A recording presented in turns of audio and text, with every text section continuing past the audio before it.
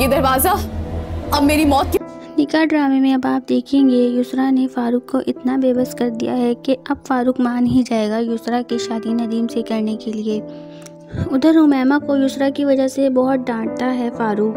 वहीं युसरा जो कि रायना की बातों में आके अपने बाप से बदगुमान हो चुकी है। युसरा अब खुद को रूम में लॉक कर लेगी और फारूक से कहेगी ये दरवाज़ा अब मेरी मौत के बाद ही खुलेगा, मैं जहर पी रही हूँ। वहीं फारूक को हार्ट अटैक हो जाएगा और फारूक बेहोश हो जाएगा। उधर हमदान अनुषा के घर जाता है और उसको अपनी मोहब्बत का यकीन दिलाता है, लेकिन अनुषा हमदान को वहाँ से जाने का कहती है। उधर रायना फारूक की ये हालत देख के बहुत खुश होती है। तो दोस्तों आप सबको क्या लगता है, क्या फारूक की जान बच जाएगी? युसरा को अपनी गलती का एहसास हो जाएगा? कमेंट्स करके हमें बताएं। अगर वीडियो अच्छी लगे तो वीडियो को लाइक करें, अगर चैनल पे नए हैं तो चैनल को सब्सक्राइब करना मत भूलिएगा, साथ ही बेल आइकन को भी प्रेस कर दीजिएगा ताकि हमारी हर नई आने वाली वीडियो का नोटिफिकेशन आप तक पहुँच सके। शुक्रिया।